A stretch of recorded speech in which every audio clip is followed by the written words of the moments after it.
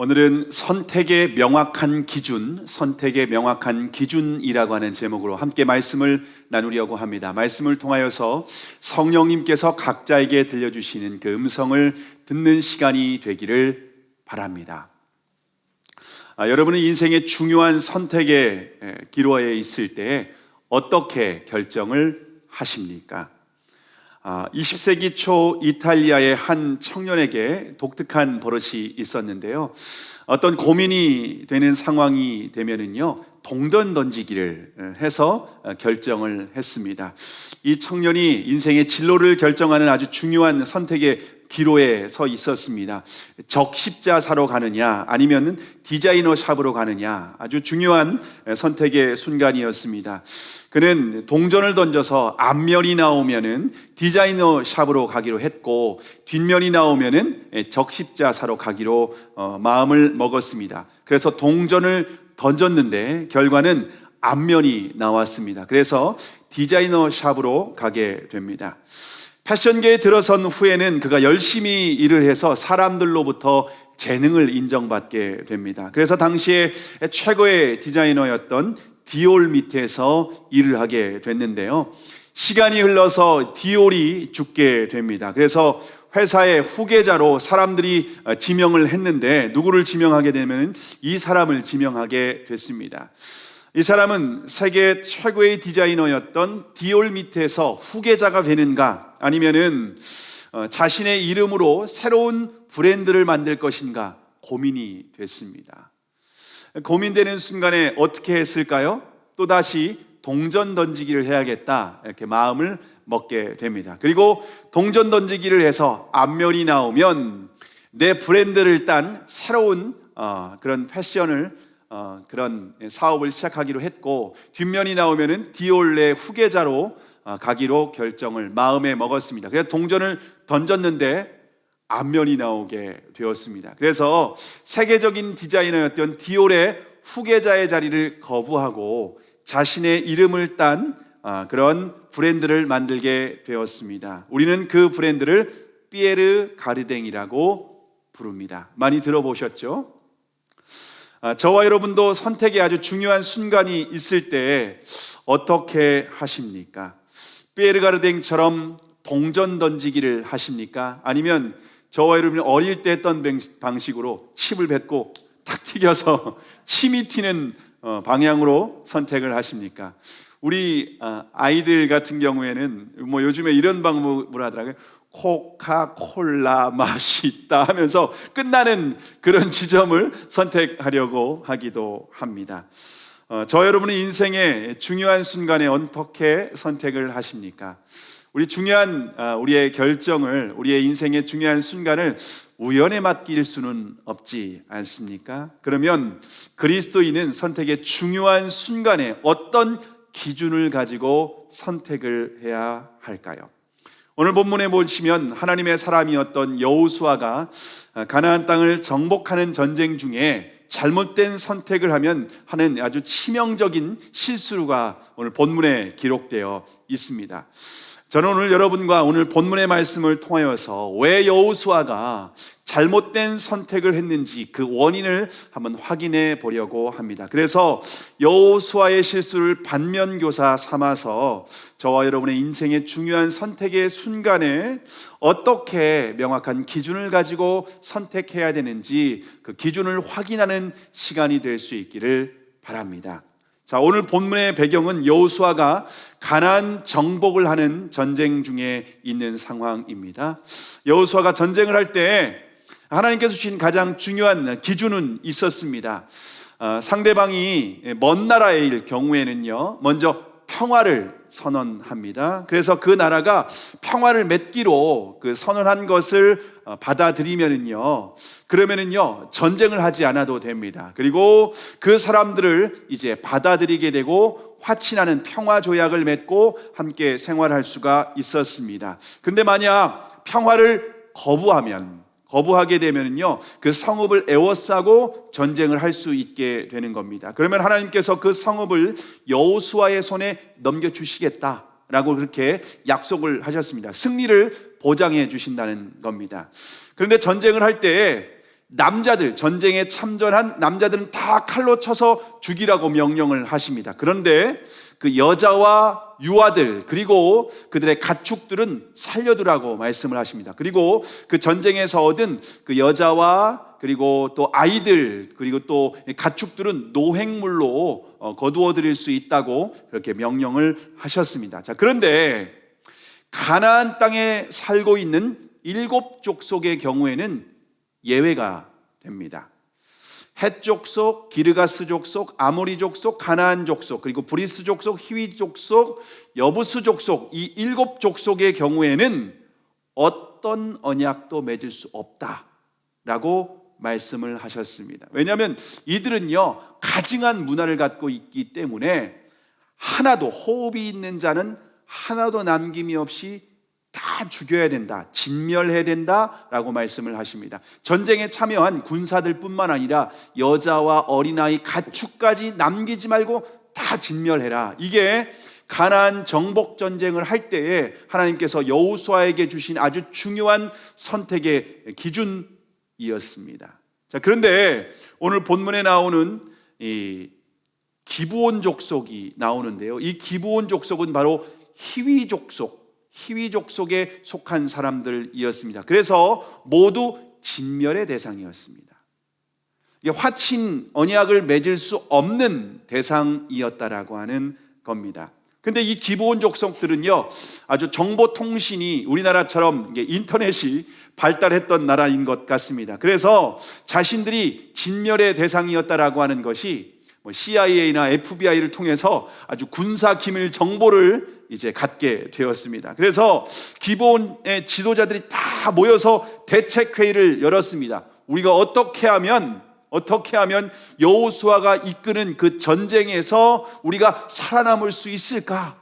그들과 전쟁을 하면은 살아남을 수는 없으니까 어떻게 하면 우리가 살 수 있는 방법이 없을까라고 그들이 대책회의를 열었습니다. 그리고 여호수아와 이스라엘 백성들을 속이기로 마음을 먹었습니다. 자, 그러면 여호수아를 속이기 위해서 이 기브온 사람들이 어떻게 했을까요? 오늘 본문 3절에서 6절입니다. 3절에서 6절까지의 말씀을 다 함께 읽겠습니다. 시작. 기브온 거민들이 여호수아의 여리고와 아이의 행한 일을 듣고 꾀를 내어 사신의 모양을 꾸미되 헤어진 전대와 헤어지고 찢어져서 기운 가죽 포도주 부대를 나귀에 싣고 그 발에 낡아 기운 신을 신고 낡은 옷을 입고 다 마르고 곰팡이 난 떡을 예비하고 그들이 길갈 진으로 와서 여호수아에게 이르러 그와 이스라엘 사람들에게 이르되 우리는 원방에서 왔나이다. 이제 우리와 약조하사이다.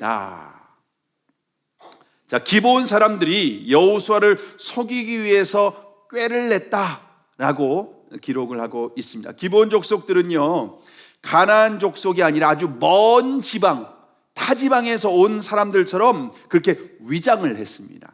그래서 그들이 헤어진 전대 그리고 헤어지고 기운 가죽 부대, 낡은 신발, 낡은 옷, 곰팡이 핀 이렇게 떡을 다 준비해 와서 여호수아에게 찾아왔습니다. 누가 봐도 이 사람들이 겉모습으로 봤을 때에는 아주 먼 지방에서 여행을 온 사람처럼 보일 수밖에끔 그렇게 겉을 철저하게 위장을 한 겁니다. 여호수아는 기브온 주민들의 이 겉모습만 보고 완전히 속아 넘어갔습니다. 그래서 진멸의 대상이었던 기브온 사람들과 평화 조약을 맺게 된 겁니다. 기브온 족속들의 이 꾀가 속임수가 통한 겁니다. 자, 그러면 여호수아가 잘못된 선택을 하게 된 원인이 무엇이었을까요? 여호수아는 누구보다 영적인 사람이었습니다. 모세의 뒤를 이어서 이스라엘 백성들을 이끌어가는 탁월한 지도자 였습니다. 그런데 여호수아가 영적인 지도자였음에도 불구하고 외적인 조건만 가지고 판단할 때 잘못된 선택을 할 수밖에 없었습니다. 여호수아가 외적인 조건에 그냥 속아 넘어가고 말았던 겁니다. 마찬가지로 저와 여러분이 어떤 선택을 할 때 겉모습에 현혹되면 안 된다라고 하는 겁니다. 겉모습에 현혹되는 것이 아니라 중심을 보는 영적인 통찰력이 있어야 됩니다. 여러분 혹시 곡성이라고 하는 영화를 보셨습니까?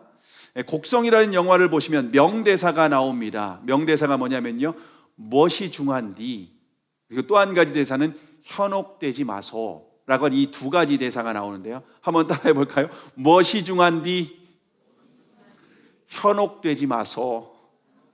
여러분 이 두 가지 명대사는요, 우리가 선택을 할 때 아주 우리가 항상 잊지 말고 마음에 염두해야 되는 대사라고 생각을 합니다. 여러분 선택하기 전에는요, 우리가 무엇이 중요한지 알아야 됩니다. 무엇이 아주 중요한 본질인지 이것을 우리가 알아야만 된다라고 합니다. 우리가 무엇이 중요한지 모르면은요, 반드시 현혹될 수밖에 없다라고 하는 겁니다. 그런데 지금 우리가 살아가는 시대는요, 무엇이 중요한지 분별하기가 얼마나 어려운지 모릅니다. 또한 우리를 현혹시키는 것들이 정말 많이 있습니다. 그래서 우리가 겉모습에 현혹된다면은요, 잘못된 선택을 할 수밖에 없는, 그래서 후회하는 그런 인생이 될 수밖에 없습니다. 그러므로 그리스도인들은 겉모습이 아니라 본질을 볼 수 있는 통찰력, 영적인 눈이 있어야만 됩니다. 아담과 하와가 에덴 동산에서 선악과를 따먹을 때도 마찬가지 아니었습니까? 아담과 하와가 겉모습으로 볼 때 이 선악과가 어떻게 보였습니까? 먹음직도 하고 보함직도 하고 지혜롭게 할 만큼 아주 탐스러운 나무였다라고 성경은 그렇게 말씀하고 있습니다.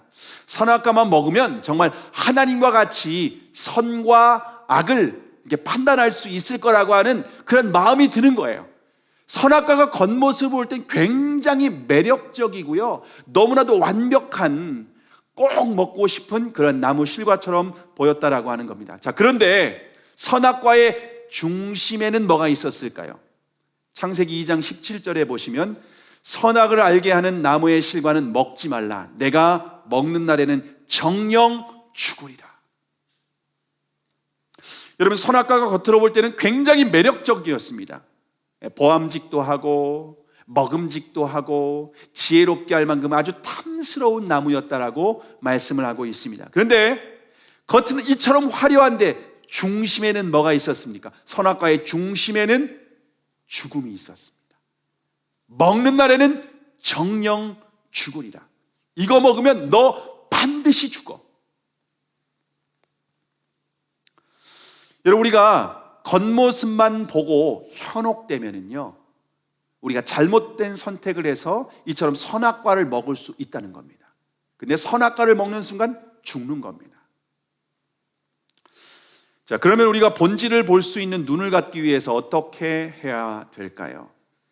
그리스도인이 본질을 보는 눈을 얻기 위해서는요, 하나님의 말씀을 읽고 묵상해야 됩니다. 왜냐하면 하나님의 말씀은 영원히 변하지 않는 진리이기 때문입니다. 매일 말씀을 읽고 묵상하는 사람은 본질을 볼 수 있는 영적인 통찰력을 갖게 되는 겁니다.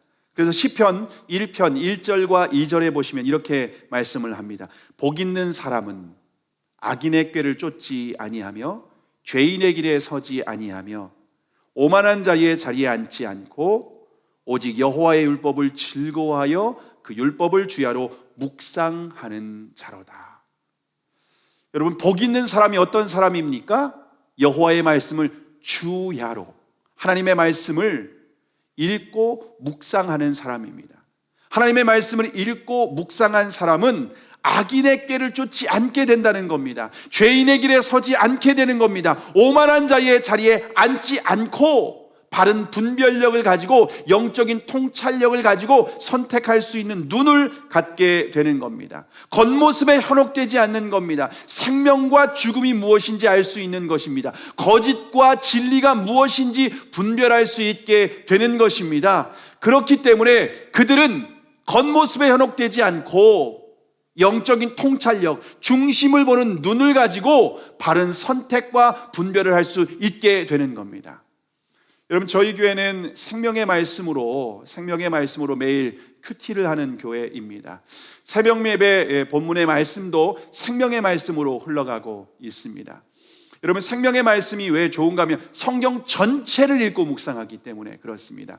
6년이면은 신약 2번 그리고 구약 1번을 전체를 읽고 묵상하는 과정입니다. 여러분이 하나님의 말씀을 성경 전체를 읽고 묵상하며 그 말씀을 소화하고 내 삶에 적용해 나아갈 때 여러분이 영적인 통찰력을 갖게 되는 겁니다. 근데 이것은요, 하루아침에 되는 것은 아닙니다. 여러분, 이건 반복되는 훈련의 과정이 필요합니다. 하나님의 말씀을 주야로 읽고 묵상할 때 성경 전체에 있는 이 본질을 볼 수 있는, 생명을 볼 수 있는, 진리를 볼 수 있는 영적인 통찰력을 갖게 되는 겁니다. 저와 여러분이 교회를 그냥 다닌다고 해서 영적인 통찰력을 갖게 되는 것이 아닙니다. 하나님의 말씀을 읽고 묵상하는 사람, 하나님의 말씀의 진리의 중심을 가지고 그것을 주야로 그 마음 중심 가운데 가지고 있는 사람이 영적인 통찰력, 중심을 볼 수 있는 눈을 갖게 되는 줄을 믿으시기를 바랍니다. 저와 여러분이 하나님의 말씀을 사모하고 그 말씀이 진리이고 중심과 본질을 볼 수 있는 하나님께서 주신 가장 중요한 이 소중한 보물과 같은 이 말씀을 사랑하고 묵상하는 저와 여러분이 될 수 있기를 주님의 이름으로 축복합니다. 자, 그러면 여호수아가 잘못된 선택을 하게 된 결정적인 원인은 무엇이었을까요? 결정적인 원인은 무엇이었을까요? 오늘 본문 8절에서 10절, 8절에서 10절까지의 말씀을 함께 읽겠습니다. 시작. 그들이 여호수아에게 이르되 우리는 당신의 종이니이다. 여호수아가 그들에게 묻되 너희는 누구며 어디에서 왔느뇨? 그들이 여호수아에게 대답하되 종들은 당신의 하나님 여호와의 이름을 인하여 심히 먼 지방에서 왔사오니 이는 우리가 그의 명성과 그가 애굽에서 행하신 모든 일을 들으며 또 그가 요단 동편에 있는 아모리 사람의 두 왕 곧 헤스본 왕 시온과 아스타롯에 있는 바산 왕 옹에게 행하신 일을 들었음이니이다. 자, 여러분, 여호수아는 지금 기브온 사람들에게 물었습니다. 너희는 누구며 어디에서 왔느냐라고 물었습니다. 기브온 사람들은 여호수아의 마음을 안심시키기 위해서 먼저 뭐라고 말하냐면 우리는 당신의 종입니다. 당신의 노예와 같은 아주 미천한 존재입니다. 이러면서 여호수아의 마음을 이렇게 안심시키고 있습니다. 뿐만 아니라 우리는 먼 지방, 가까운 데 사는 사람이 아니라 아주 먼 지방에서 이렇게 여행을 온 사람들입니다. 그래서 우리가 먼 지방에서 왔기 때문에 우리가 가지고 온 떡이 다 곰팡이가 피었고 우리가 신고 온 신발이라든가 옷이라든가 전대가 이렇게 헤어지지 않았습니까? 라고 말을 하고 있습니다. 그리고 우리는 먼 지방에 사는 사람들인데 하나님께서 애굽과 요단 동편에서 행하신 놀라운 일들을 듣고 우리는 평화 조약을 맺기 위해서 이렇게 찾아왔습니다. 여러분, 이 말은 사실입니까? 거짓말입니까? 거짓말이죠. 지금 이 사람들이 하는 말은 다 거짓말입니다. 먼 지방에서 온 사람들이 아닙니다. 가나안 7족속 히위 족속에 속한 사람들이었습니다. 살기 위해서, 자신들이 살기 위해서 지금 거짓말을 하고 있는 겁니다. 여호수아가 기브온 족속에게 물었는데 그들은 거짓말하기로 작정한 사람들이었습니다. 그러니까 그들에게 묻는 것은 아무 의미가 없어요. 거짓말하려고 작정한 사람에게 무슨 말을 물어봤을 때 여러분 진실을 대답하겠습니까? 여러분, 우리가 이 땅에서 바른 분별력을 갖기 위해서는요, 우리가 주변에 있는 사람들에게 묻는 것도 필요하죠. 주변에 있는 지인들에게 묻기도 하고 때로는 전문가에게 물어볼 필요도 있습니다. 그럴 때 우리가 한쪽으로 치우치지 않고 우리가 어떤 중심을 가지고 바른 선택을, 분별력을 가질 수가 있는 겁니다. 그런데 여러분, 사람들의 마음은 우리가 다 알 수 없지 않습니까? 그 사람의 마음이 우리를 속이려고 하는 그런 마음을 갖고 있으면요 절대로 알 수가 없다라고 하는 겁니다. 그리고요, 여러분, 사람은요 아무리 지혜를 가지고 있다 해도 한계가 있습니다. 모든 것을 다 알 수는 없습니다.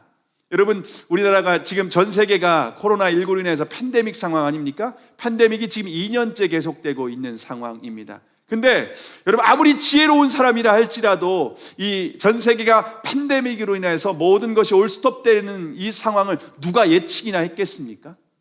여러분, 우리는 전 세계가 이것을 예측할 수도 없는 상황이 지금 우리의 현실을 맞이하고 있는 상황 아니겠습니까?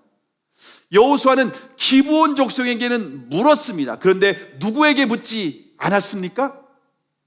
오늘 보면 14절과 15절, 14절과 15절의 말씀을 우리가 함께 읽습니다. 시작. 우리가 그들의 양식을 취하고 어떻게 할 것을 여호와께 묻지 아니하고 여호수아가 곧 그들과 화친하여 그들을 살리리라는 언약을 맺고 회중 족장들이 그들에게 맹세하였더라. 여러분, 여호수아는요 기브온 사람들에게는 물었습니다. 그러나 여호와께는 묻지 않았습니다. 이것이 잘못된 선택을 하게 되는 결정적인 원인이라는 겁니다. 여러분, 사람에게는 한계가 있다는 겁니다. 그리고 그 속마음은 알 수 없다는 겁니다. 특별히 기브온 족속과 같이 아주 속이기로 작정한 사람들에게는요 절대로 눈치를 챌 수가 없습니다. 그들에게 아무리 물어봐도 진실을 대답해 주지 않는다라고 하는 겁니다. 그러므로 우리가 인생의 중요한 선택을 할 때 반드시 하나님께 물어야 된다는 겁니다. 야고보서 1장 5절에 보시면 너희 중에 누구든지 지혜가 부족하거든 모든 사람에게 후히 주시고 꾸짖지 아니하시는 하나님께 구하라. 그리하면 주시리라.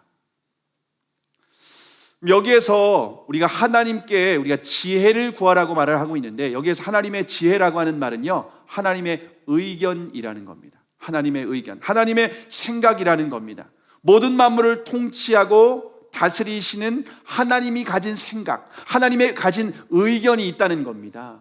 여러분, 하나님은요 지정의를 갖고 계세요. 하나님은 지혜가 있으세요. 하나님은 계획이 있으세요. 무턱대고 이 세상을 통치하고 다스리는 것이 결코 아니라는 겁니다.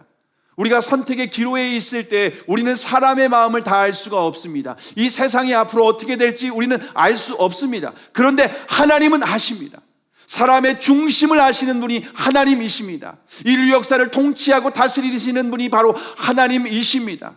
그러므로 우리가 선택의 기로에 있을 때, 인생의 중요한 순간에 있을 때 하나님께 물어야 된다는 겁니다. 하나님께 기도해야 된다라고 하는 겁니다. 무엇보다도 정욕을 위해서 구하지 말고 하나님의 나라와 의를 위하여서, 주님 제가 어떻게 선택해야 됩니까? 주님 제가 어떻게 해야 됩니까? 하나님의 지혜를 가르쳐 주세요. 하나님의 계획을 가르쳐 주세요. 하나님의 생각을 가르쳐 주세요 라고 기도할 때에 하나님께서 응답해 주시는 줄을 믿으시기를 바랍니다. 제가 개척의 응답을 받았을 때 하나님께서 개척해라 라고 하는 그런 응답을 받았습니다. 그리고 근데 개척 시점에 대해서 좀 고민을 했어요.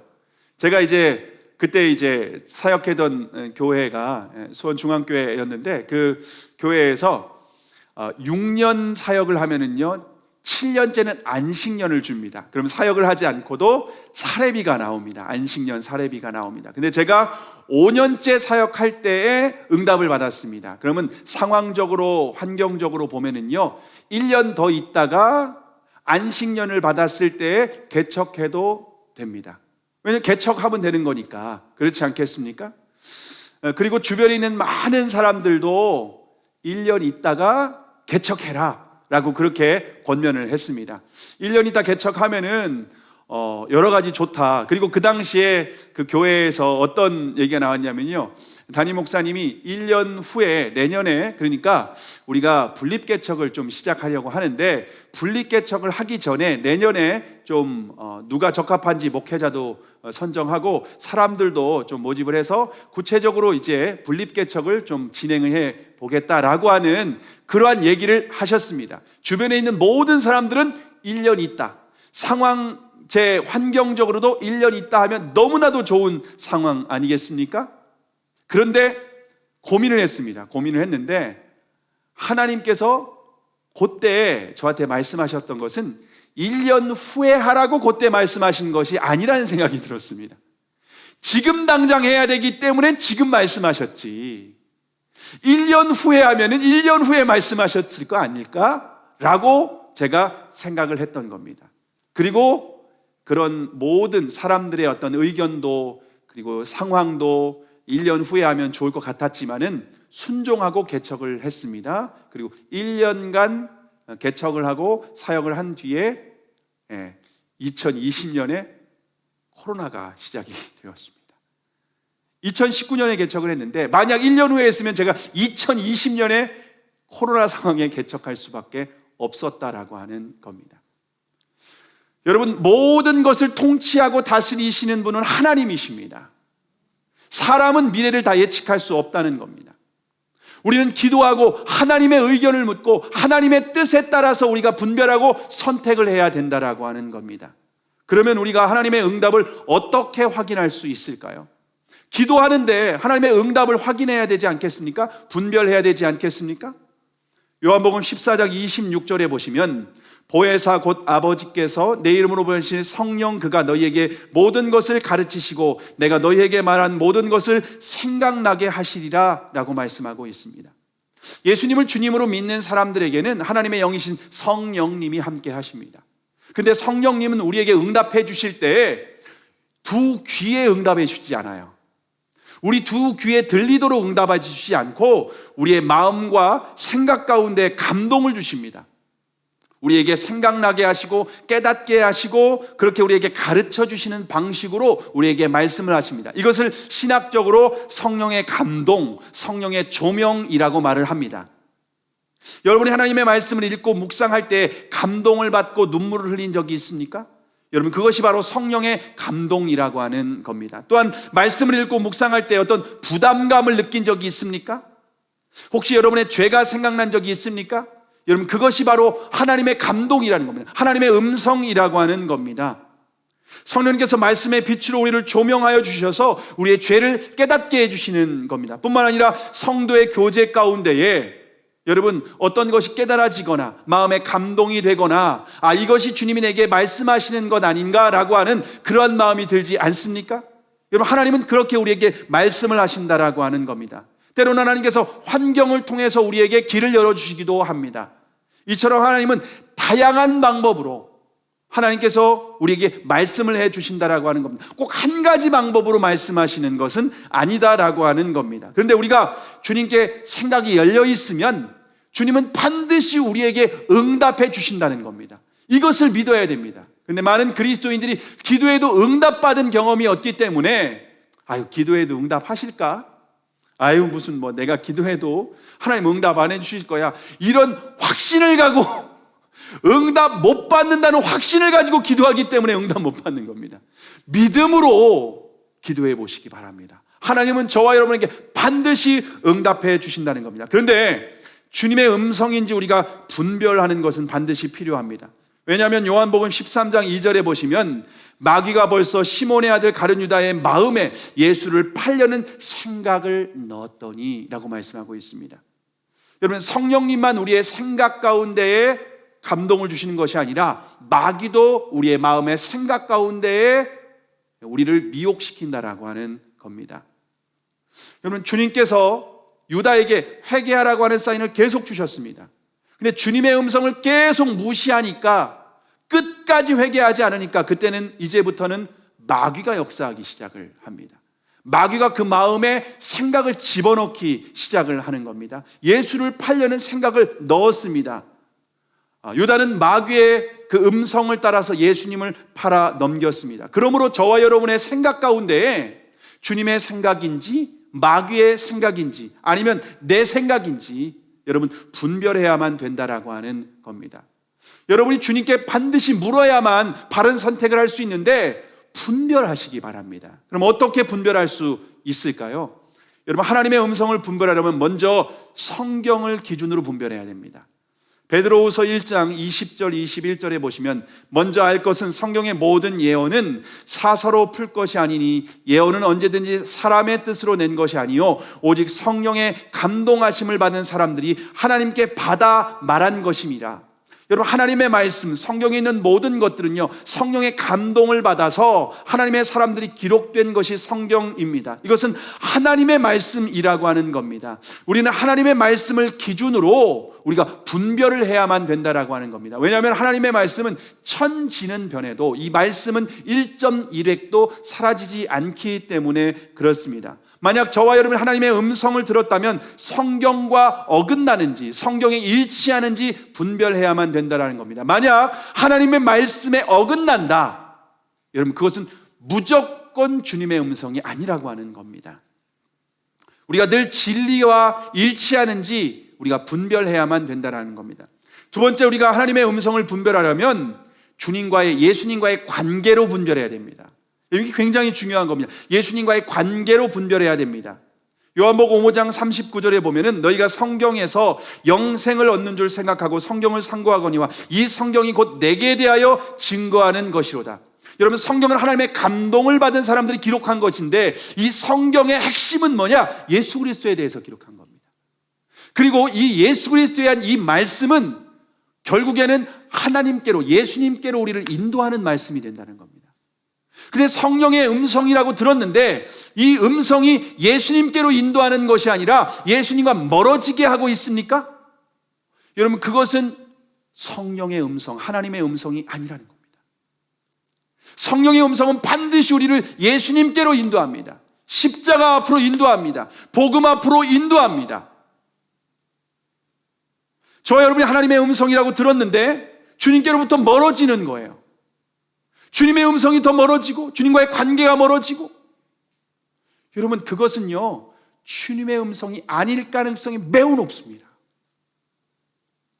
아무리 겉으로 화려하고 아무리 조건이 좋고 아무리 모든 것이 완벽해 보인다고 할지라도 주님으로부터 우리를 멀어지게 한다, 여러분 그것은 분별하시고 거절하실 수 있기를 바랍니다. 마지막으로 성령의 하나님의 음성을 분별하려면 마음의 평안으로 분별해야 됩니다. 로마서 8장 6절에 보시면 육신의 생각은 사망이요 영의 생각은 생명과 평안이니라. 육신의 생각은 사망이라고 하는 것은 마음의 평안과 기쁨이 없다는 겁니다.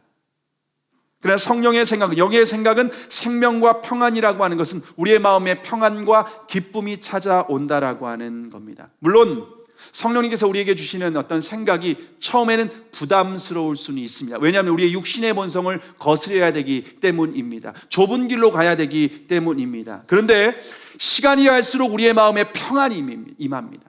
시간이 갈수록 우리의 마음 가운데에 하늘의 기쁨이 우리에게 임하게 된다라고 하는 겁니다. 여러분, 우리의 마음의 평안으로 이처럼 분별할 수 있다라고 하는 겁니다. 여러분, 이처럼 하나님은 우리에게 응답하십니다. 그런데 그 응답에 대해서 우리가 분별해야 된다라고 하는 겁니다. 그런데 이 분별력은요 하루아침에 생기지는 않습니다. 이것도 분별력은요 시간이 필요합니다. 하나님의 음성을 듣고 순종하는 과정을 통하여서 하나님의 음성을 더욱더 선명하게 우리가 분별해 나갈 수 있는 영적인 분별력이 생기게 되는 겁니다. 근데 그래서 여러분 우리가 해야 될 것이 뭐냐면요, 작은 것부터 주님께 묻고 순종하는 훈련을 해보시기 바랍니다. 여러분이 삶에서 작고 사소한 문제들이 있지 않습니까? 누구를 만나야 된다든지 어떤 작고 사소한 것들을 선택한다든지, 여러분 해야 될 일이 정말 많이 있습니다. 중요한 선택을 하기 전에 우리의 일상의 삶 가운데서 사소한 일들이 굉장히 많이 있다라고 하는 겁니다.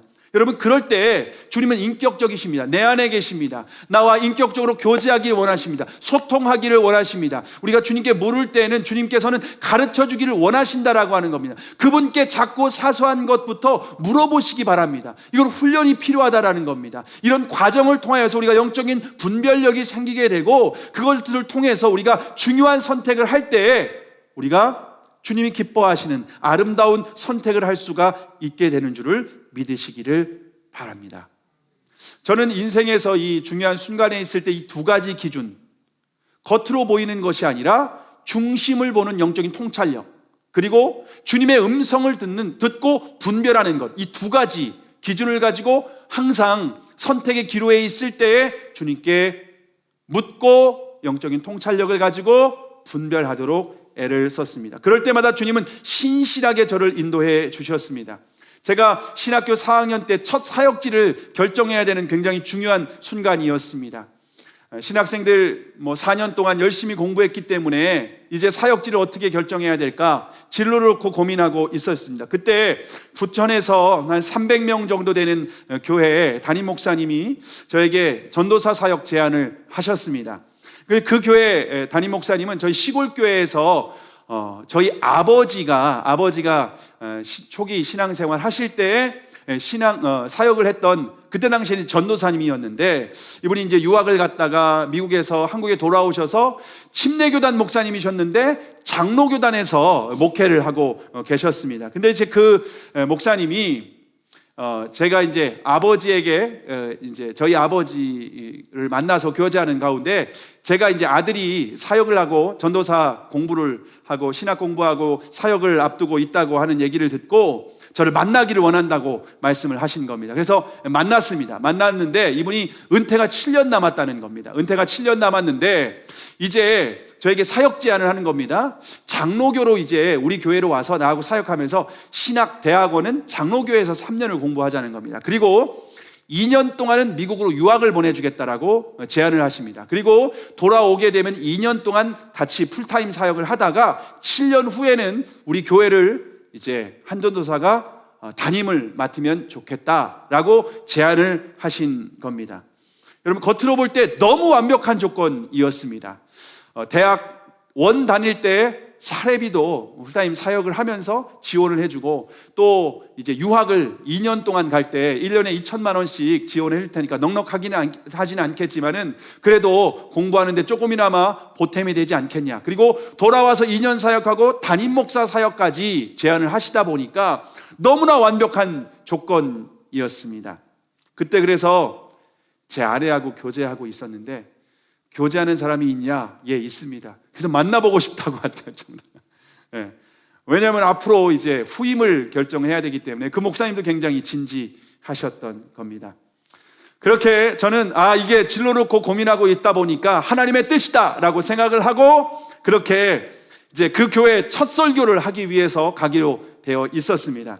그리고 이제 서울을 올라갔습니다. 그리고 이제 부천에 그 교회가 있었기 때문에 부천에 설교하러 가려고 하는데 제 마음 가운데 계속 불편한 마음이 있는 거예요. 무슨 마음이 제 안에 계속해서 고민이 되는가 하면은, 너 7년 동안 주님보다 그 목사님이 너에게 우선순위가 되지 않겠니? 라는 마음이었습니다. 왜냐하면 그 교회에 가서 7년 동안 인정받아야만 제가 담임 목사로 그 교회에 사역을 할 수 있게 되기 때문에 저에게 주님보다 그 목사님이 더 우선순위가 될 거라고 하는 그러한 마음이 편치가 않았습니다. 그리고 교단까지 옮겨야 되는 상황입니다. 교단까지 옮겼는데 제가 또다시 침례교단으로 돌아온다는 건 이건 또 쉽지가 않습니다. 신학까지 그 장로교단 신학을 공부해야 되다 보니까 고민이 많이 됐었던 겁니다. 근데 제 마음 가운데 주님보다 그 목사님을 제가 더 우선순위에 두고 사역을 하겠다라고 하는 이 생각이 마음에 떨쳐지지가 않아서 마음에 그것이 끝까지 불편해가지고서 결국 부천까지 올라갔다가 전화를 드리고 가지 않았습니다. 그리고 돌아오고요, 3일 동안 금식했습니다. 주님, 제가 여기는 그 마음에 주님이 아니라고 하는 생각이 들어서 제가 가야 될 길을 보여주십시오. 그리고 3일 동안 금식하며 저의 갈 길을 보여주십시오라고 기도할 때에 3일째 금식 끝나는 날 기숙사 관장님한테 전화가 오는 거예요. 기숙사 관장님한테 전화가 와서 내 후배가 담임 목회를 하는데 전도사 하나 추천해달라고 연락이 왔다. 그 관장님도 신학을 공부하신 목사님이셨거든요. 그러니까는 한 전도사가 생각이 났는데 혹시 사역지를 놓고 고민하고 있다면 한번 이력서 내보면 어떻겠냐라고 제안을 하셨습니다. 저는 그 교회가 어떤 교회인지도 몰랐습니다. 그런데 그날 3일째가 끝나는 날이었고, 또 제가 신명기 말씀을 묵상하고 있는데 신명기 말씀으로 제게 마음에 감동을 주신 말씀이 있었어요. 네가 이제 사역지를 결정하고 떠나면 하나님이 함께 하시겠다라고 하는 그 마음에 감동을 주신 성경 구절이 있었습니다. 그래서 이력서를 냈는데 그 다음날 면접 보러 제가 목요일날 이력서를 냈는데 금요일날 면접을 보자는 겁니다. 그리고 금요일날 면접을 보고 왔는데 그날 돌아오는 날 면접 보고 내려오는데 합격했다고 우리 교회에서 사역을 같이 했으면 좋겠다라고 하는 연락을 받게 되었습니다. 그렇게 사역했던 교회가 첫 사역지였던 오산침례교회였습니다. 여러분, 저는 겉으로 볼 때 굉장히 화려한 교회였지만 그곳은 주님께서 저에게 아니라고 하는 부담감을 주셔서 금식하고 기도할 때에 제가 선택했던 사역지가 오산침례교회였고 하나님의 응답하셨다라고 하는 확신이 있었습니다.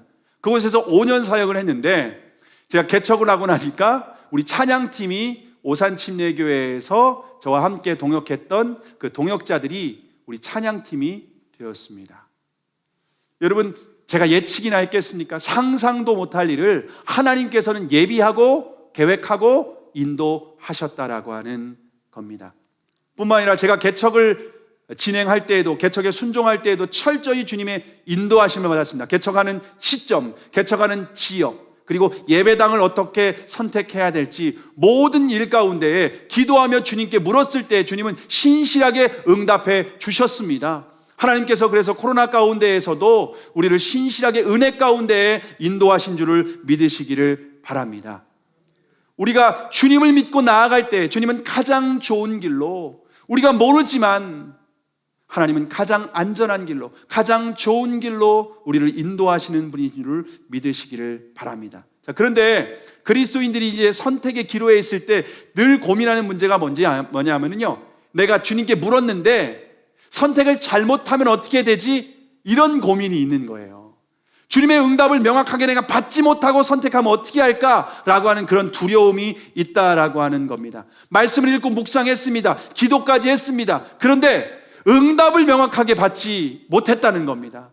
분별력이 없어서 내가 그것을 갖지 못하고 제가 잘못된 선택을 하면 어떻게 할까요? 라고 하는 두려움이 많습니다. 그래서 그리스도인들이 하나님이 없는 사람들보다 선택 앞에 더 두려움이 많습니다. 더 그래서 미루고 선택을 하지 못하는 경향이 많이 있다라고 하는 겁니다. 여러분, 그럴 때 우리가 어떻게 생각을 해야 될까요? 우리가 만약 하나님이 기뻐하시는 선택이 아니라 잘못된 선택을 했을 때 우리가 영적인 분별력이 부족해서, 우리가 훈련이 부족해서 잘못된 선택을 하면 하나님 우리를 버리실까요? 하나님 우리를 야, 너 그렇게 선택하지 못했다, 너 그럴 줄 몰랐다 하면서 우리를 외면하실까요? 여러분, 하나님은요, 우리가 주님의 뜻대로 선택하려고 했을 때 만약 잘못된 선택을 했다 할지라도 하나님은 합력하여 선을 이루시는 분이신 줄을 믿으시기를 바랍니다. 여호수아가 기브온 족속이 진멸해야 될 대상인데 화친 언약을 맺고 결국 실수를 하게 됩니다. 잘못된 선택을 하게 됩니다. 그래서 진멸의 대상이었던, 여호수아 10장에 보면은 진멸의 대상이었던 기브온 족속이 위기를 당하게 됩니다. 그때 기브온 족속이 화친을 맺었던 여호수아에게 도움을 요청합니다. 우리를 도와주소서라면서 요청을 합니다. 근데 어쩔 수 없이 여호수아는 화친을 맺었기 때문에 기브온 족속을 도우러 갈 수밖에 없었습니다. 진멸해야 될 대상을 위해서 이제는 전쟁을 해야 되는 상황입니다. 근데 여러분, 그때 놀라운 기적이 일어나게 됩니다. 그때 아모리 연합군과 전쟁을 할 때 여호수아는 지금 기브온 족속을 위해서 전쟁을 하게 됩니다. 하나님이 여호수아의 잘못된 선택 때문에 외면하시고 버릴 줄 알았습니다. 그런데 하나님은 그렇지 않습니다. 하나님은 오히려 더 큰 권능과 기적으로 여호수아와 함께 하십니다. 여호수아 10장에 어떤 사건이 있었는지 아십니까? 아모리 족속과 여호수아가 전쟁을 하기 위해서 나아갔을 때에 하나님께서 하늘에 태양과 달이 멈추는 놀라운 기적으로 함께 하셨습니다. 인류 역사상 전무후무한 기적이 언제 있었는가? 여호수아가 실수했지만 하나님의 그 은혜를 구하고 다시 나아갈 때에 인류 역사상 전무후무한 기적이 여러분 바로 그때 일어났다라고 하는 겁니다. 하나님은 저와 여러분이 잘못된 선택, 때로는 실수한다 할지라도 우리를 버리시는 분이 아니십니다. 하나님은 우리를 여전히 사랑하시고 여전히 함께 하시는 분이십니다. 그래서 로마서 8장 28절에 보시면 하나님을 사랑하는 자, 곧 그 뜻대로 부르심을 입은 자들에게는 모든 것이 합력하여 선을 이루느니라. 우리가 항상 좋은 선택, 항상 성숙한 선택만 할 수는 없습니다. 우리가 주님의 뜻을 묻고 영적인 통찰력을 가지고 분별하고 선택한다 할지라도 때로는 실수할 수 있습니다. 여러분, 그렇다고 해서 두려워하지 마시기를 바랍니다. 그렇다고 해서 여러분 염려하시지 않기를 바랍니다. 다시 하나님의 은혜를 구하시길 바랍니다. 다시 하나님의 약속을 붙들고 나아가시길 바랍니다. 다시 약속을 붙들고 나아갈 때에 저와 여러분의 삶 가운데에서 하면 놀라운 기적으로 함께 하실 줄을 믿으시기를 바랍니다. 그 하나님이 우리 하나님이십니다. 우리 하나님을 믿고 신뢰함으로 저와 여러분의 인생의 중요한 선택의 순간에 있을 때에 하나님의 말씀을 기준으로 영적인 통찰력을 가지고 선택하시길 바라고, 또 하나님께 묻고 영적인 분별력을 하며 선택을 하시기를 바랍니다. 그러나 때로는 실수하고 부족한다 할지라도 우리를 여전히 사랑의 눈으로 바라보시고 함께 하신 주님을 신뢰하며 나아가실 때에 하나님은 합력하여 선을 이루어 저와 여러분의 삶 가운데 놀라운 기적으로 함께 하실 줄을 믿으시기를 바랍니다. 그러한 인생이 저와 여러분의 인생이 되기를 주님의 이름으로 축복합니다. 기도하시겠습니다.